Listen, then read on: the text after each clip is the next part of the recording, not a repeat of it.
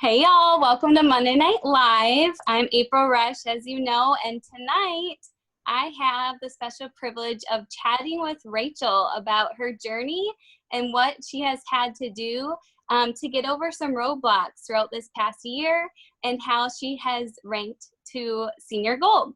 So when I was looking back to prepare for this call, I noticed that Rachel joined me almost exactly a year ago today, which was really exciting.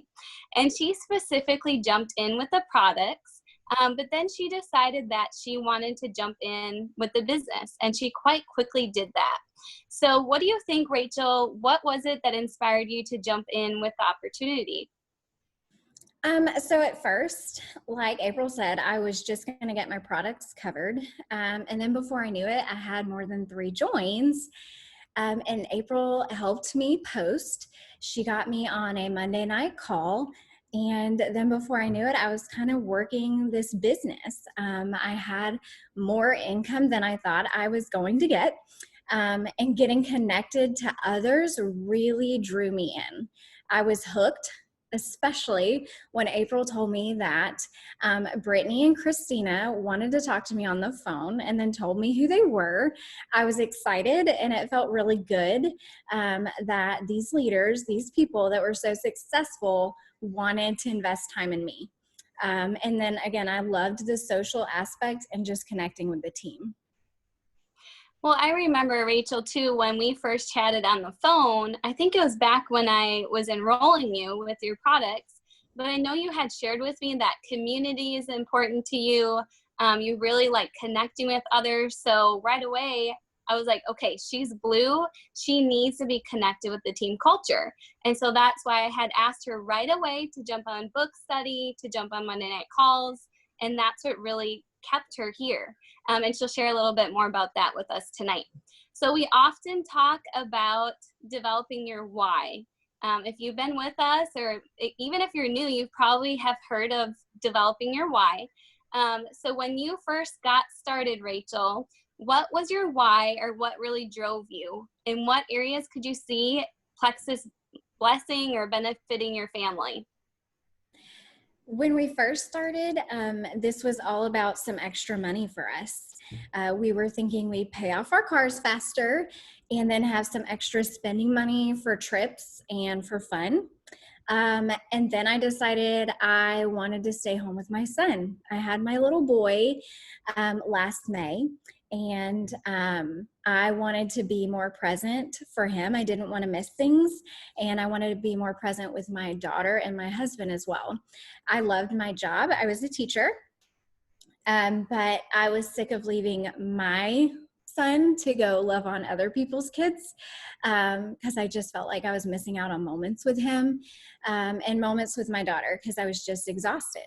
So I wanted to feel like I had something to give them when they got home. So that drove me to keep going. And then I also like setting goals, and I like reaching them. So staying home with my kids quickly became my goal. And being able to choose when I work was great as well. Well, I remember when I had reached out to you, you were on your maternity leave, and I had specifically asked you, and I was a bit nervous, you guys, to ask her this, but I just felt like I needed to ask her. And I had said, I see you're on maternity leave. Are you planning on heading back to work, or will you be staying home with your son? And I think Rachel was quite surprised that I had asked her that, but I think that's exactly when her wheels got turning, was even before I recruited her. And y'all, it really does pay to watch people's pages, but people don't always put it out there that, hey, I would love to stay at home with my baby, or I would like, these pain points helped with. So it really just depends on person to person. But if you ever feel like there's something you need to say to someone and you're a bit nervous, it probably needs to be said. So what kind of things, Rachel, did you do to take action when you first started sharing? So one of the first things April did with me was say, hey, there's this hour-long video that I want you to watch.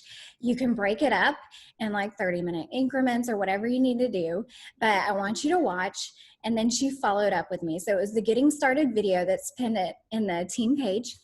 So I did that. She followed up with me to see what stuck out to me, what I got from it. And then I began using social media paired with sending out messages. So I did both. I posted and I sent out messages, new messages and follow-ups. And those who were interested in hearing more about Plexus went in a 3-way chat with April. So I loved that I didn't have to learn a bunch of things first, but I was literally just sitting back and watching April. And then when I had seen the flow of the conversation with April enough, I started chats on my own. And I sent April a ton of screenshots and asked for help. Like, okay, these are their goals. What do I do next? So I didn't have to be an expert. It was literally earn and learn as you go. I also continued jumping on Monday Night Lives each week. And then I also started book study. April sent me lots of Diamond Docs, lots of training videos, and I watched them all. I took notes. I told her my takeaways. And all of that kind of kept me inspired. So her keeping me accountable and always checking back to hear my takeaways, like I knew she was going to check back in with me because she always had. So I always made sure I took good notes. And then I just started sending her my takeaways. Well, I love that because it is one thing to say, all right, I'm ready to jump in with the business. I'm ready to take advantage of this opportunity. But if you're unwilling to take action, it's going to be really hard to make money. So I love that you're willing to get outside your comfort zone and that you really trusted the process, because it is a process when we begin to share. Not everyone is going to jump in with us like right away, but that's okay. It's a process and we just have to trust it. And so I know you quickly went silver. It was within, well, it was actually less than 4 weeks. So tell us about the first 3 people that jumped in with you to help you go silver. So the first 3 people were my parents. Of course, as soon as they heard that I was doing this, they wanted to support me. So they jumped in with me. They still use the products. And then 2 of our closest friends. It was one of my coworkers and one of Mark's coworkers. Well, I love that. And a lot of times it is the people who want to support us. They want to, they trust us, they care about us. And so a lot of times those are the friends that jump in with us. That's very typical. And I know that you basically started sharing as soon as your box arrived. You were super excited to reach out to people to help get your products covered. And you weren't necessarily worried about waiting for your own testimony. How did you begin to share right away, even though you didn't necessarily have a testimony? So really, it was just April sharing with me that people don't really care about my story anyways, because not everybody is going to relate to my story. Not everybody has a problem with gluten intolerance or constipation. Like that's not an issue for everybody. So she shared with me to utilize the gut health page and the gut health and happiness page, and use those stories to share with other people. So I just needed to ask good questions and figure out their pain points. And then I could confidently validate the products and how they would help them specifically. Well, I love that you utilize third-party tools because then you don't feel like you have to be the expert. Just like you said, you could literally start sharing even before your products arrive. And oftentimes, like you said, people don't necessarily care about what the products are going to do for them or about you. They don't care about, let me say that again. So they don't care about what the products are going to do for you. It's just about them. What is it going to help them with? What are their pain points? So just like Rachel said, the first 3 girls that jumped in with me, they didn't necessarily care that I was waiting on a testimony for depression and anxiety. They just wanted to know, okay, what can it do for me? So by July of 2019, so we're talking about last summer, she jumped in June, and then July 2019, she was silver. And then we hit a few roadblocks, right? So what were some roadblocks that came up and kept you from ranking and growing your team? So the biggest one was just belief, and belief in myself. The products worked. I knew they did. I mean, I felt better. So that wasn't a big deal. It was belief that I could actually create a life that I dreamed about, belief that I could actually make this happen. So a life with so many freedoms was just hard to imagine. Felt like that couldn't happen for me. I felt like I wasn't smart enough or special enough. Like I didn't feel like I was ever going to know enough about the products to, um, I don't know, seem smart enough. Like I said, I also didn't consider this a business. It was still a hobby in my mind. And that's how I worked my business, like a hobby. So I worked when I felt like it, when I felt like I hadn't had a horrible day at work, because I didn't believe in myself. I didn't attract people who would want to build a business with me. I wasn't confident, so I felt scared to share the business with others and to lead that confidently because I was giving in to fears and what was going on with my mindset. So it was all in between my ears. We say that a lot, but it was literally everything in my mind. So I wanted to just find like our biz builders that we talk about, versus creating them. So I wanted to find them, not create business builders out of people that I already had. So I tended to rescue people. And that's really hard for me. I want to help people. So rescuing them, I feel like I'm doing something good. But rescuing people gives you people with a victim mentality. And so what I ended up doing is trying to pull people along with me. And it drained me fast. I got really frustrated, and then I started comparing myself to other people. So I was watching people around me that had started working the business or joined after me, and they were going a lot faster. And here I was, I had the same goal for like 6 months and I never hit it. And that was super discouraging for me. And then sometimes I was even going backwards and not forwards. So it was all in my mind, but I didn't realize any of this was happening at the time. Like I felt like I was doing the things that I needed to do.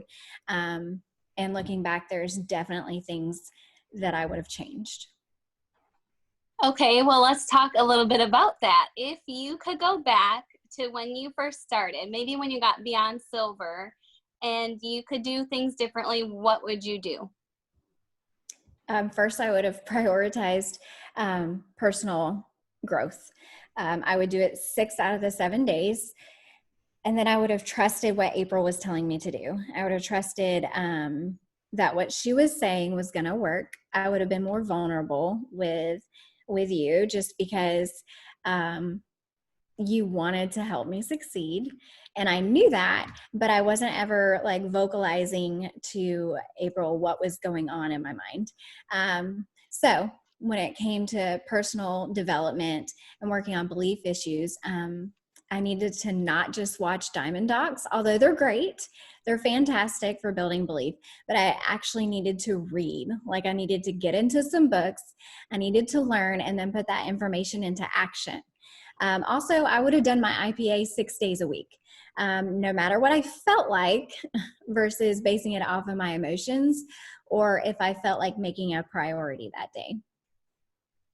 Well, I love that. And just seeing all the comments that are coming in is people can really relate with this. And I'm sure people also can relate with feeling quote unquote like they're too tired to work their biz, or they just worked a full day, or they're exhausted because their kids were up early and we don't feel like working our business. But like you said, if we're intentional about working it 6 days a week consistently, things are going to happen. So I love that. So obviously something drew you in. So what exactly made you just want to keep going? So my why evolved. Like we always talk about our why. And that just got bigger. I wanted to be at home really bad with my kids still. But this opportunity became more about staying at home. It became more about the freedom that came with it, both time and financially. I loved the idea of deciding for myself where my time was going to go and who I was going to give it to, because both of those things are very precious to me because we don't have a lot of time. I feel like we all say that we're always going and doing things. And so my time is very precious to me. As a family, we have dreams. My little girl wants to go to Disney so bad she can wake up tasting it. She wakes up asking, "Are we ready to go to Disney yet?" Because she knows when mommy hits a certain rank, we're going to Disney. So Disney season passes are a goal for us. More space in our home is a goal for us. We're going to outgrow our house. We love it, but we need more space. We want a pool. And I don't want to maintain it, and neither does my husband. So we want to have somebody else maintain our pool for us. We want our cars paid off. We want no student loan debt. My husband desperately wants to fix the 66 Mustang sitting out in our garage. It would be a great date night car. So we want all these things as a family now. So especially like my husband and I have started dreaming some together, which is fun. It's really fun. Yesterday was our anniversary, and on the way home, we were like Googling small beach towns in Florida because we intend on buying a beach house in a small town, not Panama City Beach, a small town somewhere off the beaten path. And we were like looking, okay, what's the population? What's in the area? What do we want to do? Like, we're actually dreaming together, and that's really fun.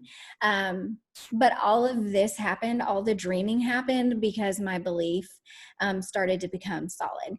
So as soon as my belief in myself and in this business got really solid, then I watched Mark's belief get more solid. And our leaders on the team that I had talked to about told me this would happen. And I wasn't sure about it. I wasn't sure. But when I built my belief, my husband is like 100% on board now. And we talk about all these things happening. It's when they happen, not if. So also with him, I want him to have a choice of whether or not he works. If he decides to put in 30 years at his job, great if he wants to. But if he doesn't want to, I want him to be able to say, okay, I'm going to stay home with you. So the list of dreams, it keeps going. And you notice all the detail in my dreams now. I would not have been able to do that 6 months ago. Like, I would not have been able to even imagine any of that. So the dream just keeps evolving, and it keeps getting more detailed. And we keep like imagining ourselves, like, what would life look like if I continue to build this business? Well, first of all, I love it. I literally got chills when you were explaining your dreams. And last night, I have to share this with y'all, but on Rachel's anniversary date night, she had to voice to me that they were so excited and they were dreaming, and this is what we were chatting about. And as a sponsor in Upline, like, it just made me so excited. So all of that to say, if you're on this team and you don't believe yet in this opportunity, if you don't believe yet in yourself, if you don't believe yet in the products, if you don't believe in something, you've got to work on it, because you're hearing right here that Rachel has so many opportunities to just walk away, to throw her hands up in the air and say, this isn't for me, or to literally quit. But she chose not to. So, Rachel, when did you draw your line in the sand, or what really drove you to that decision? So in January, I decided I wasn't going back to work. I just was not able to juggle everything anymore. Having our second baby was a lot more than I thought it was going to be. Not that he's a total blessing, but so I decided I wasn't going back to work, and I knew I needed to prove to my husband that I could succeed in this and help bring in income. I didn't want to put the stress on him to have to provide for everything. So I wanted to show him that I could earn this opportunity to stay home with the kids and still help. So at the end of February, I made the decision to shift my mindset. So I started reading Switch on Your Brain, and I finished it. And I didn't just read it, but I did all the things that I would teach my students in school. So I was highlighting, I was taking notes in the margin. And then there's scripture in that book. So I was looking up the scripture in my Bible and like holding it up to what she was saying in the book and really studying the book, like really, really getting things out of it. And then sharing with April my takeaways and then working on myself on a daily basis. So that completely changed my perspective. I had been choosing to be stuck and I didn't even know it. So just like I had chosen to be stuck, I chose to move forward. I was tired of watching people around me meet their goals and go forward and me staying still or going backwards. So I just started looking at what those people that I was looking at and thinking, gosh, what are they doing? I figured out what they were doing and then I started doing it. Because if it's working for them, then it's going to work for me too. So I literally just took what I was learning and then I put it into action. So exactly, that was the key, is you figured out what was not working and you figured out that it was partially mindset, but then you also got into action. It was two different pieces to the puzzle that were missing. And I love that you said you chose not to stay stuck, because it is a choice, y'all. When people get stuck, they do one of two things. Are you ready for this? They will either quit or they'll figure out, like Rachel did, what is not working, and they will move forward. They will shift their mindset. They will, whatever it is that they're struggling with. So another thing I wanted to mention, that during this time, Rachel and I had to have many conversations. Some of them were uneasy to have. Some of them weren't plexus related. Some of them were life related. A lot of times when plexus feels hard to people, sometimes it's not plexus, sometimes it's life, sometimes it's both. So we had a lot of conversations.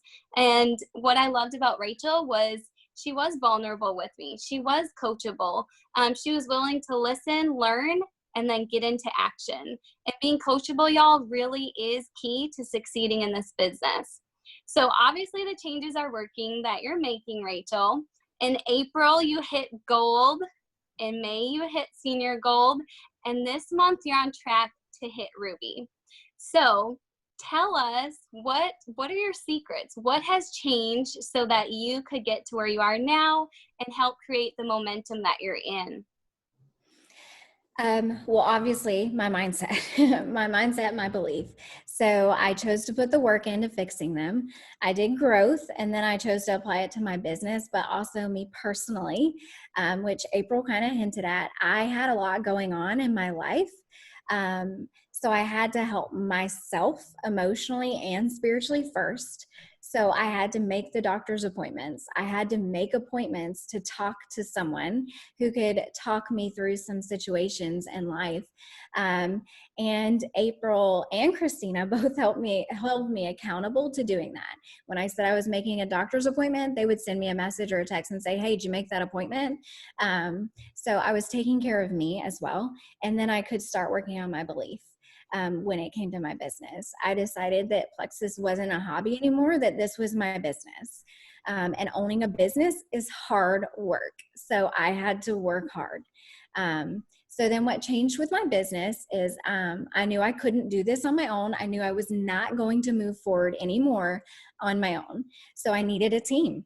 But instead of focusing on finding my business builders, I started working on having my joins get their products paid for.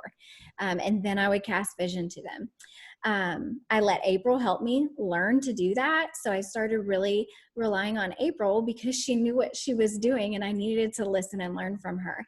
So every join I have goes in a chat with April.